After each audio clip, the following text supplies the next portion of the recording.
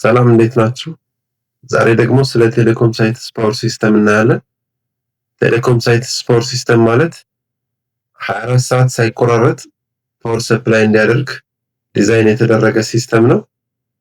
ኔትወርክ ኢኩዊፕመንቶች 24 አወር ምንም መቆራረጥ ሳይኖር እንዲሰሩ ፓወር ሰፕላይ የሚያደርግልን ሲስተም ነው። ፓወር ፌለር አለ ማለት ሳይቱ ዳውን ነው የሚሆነው፣ ኔትወርክ ኦፍ ነው የሚሆንብን። ባጭሩ ኖ ፓወር ኖ ሰርቪስ ማለት ነው። የተለያዩ ፓወር ሶርሶች አሉ። በአብዛኛው ቴሌኮም ሳይት ላይ የምናገኛቸው ፓወር ሶርሶች 3 ናቸው። አንደኛ ግሪድ ፓወር ሶርስ አለ። ከመብራት ኃይል በትራንስፎርመር ስቴፕ ዳውን ሆኖ ሳይት ውስጥ ወደሚገኘው ፓወር ሜትር ወይም ቆጣሪ የሚገባ ግሪድ ሶርስ አለ።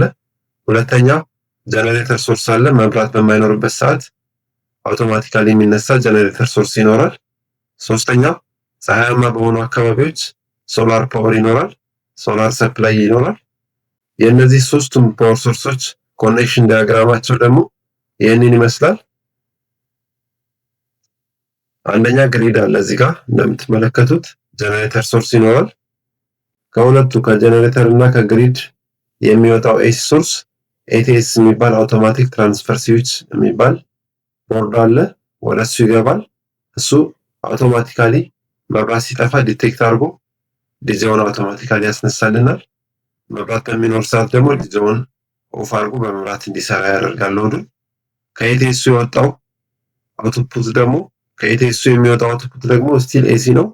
ወደ ሬክቲፋየር ገብቶ ወደ ዲሲ ይቀየራል። ሬክቲፋየሩ ወደ ዲሲ 48 ቮልት ቀይሮ ሁሉም ቴሌኮም ኢኩዊፕመንቶች ሁሉም የኔትወርክ እቃዎች የሚሰሩት በዲሲ 48 ቮልት ነው። ሬክቲፋየሩ ይህንን ከኤሲ ወደ ዲሲ ቀይሮ 48 ቮልት ያወጣልናል ማለት ነው። ከሬክቲፋየሩ የሚወጣው ዲሲ አውትፑት ደግሞ ወደ ዲሲ ዲስትሪቢዩሽን ዩኒት እዚህ ጋር ዲሲ ዲስትሪቢዩሽን ዩኒት ወይም ሎው ሌቭል ቮልቴጅ ዲቴክተር ፊዞች አሉ፣ ወደ እነሱ ይገባል ማለት ነው። አት ዘ ሴም ታይም ደግሞ ከሬክቲፋየሩ ወደ ባክአፕ ባትሪስ ገብቶ ስቶር ይደረጋል። መብራት በሚጠፋ ሰዓት ወይም ዲጄ ፎልት በሚያጋጥም ሰዓት ባክአፕ ባትሪው ሰፕላይ ያደርጋል ሎዱን ማለት ነው። በሶላር ሳይት ኬዝ ደግሞ ሶላር ፓነሉ ሰንላይትን ወደ ኤሌክትሪካል ኢነርጂ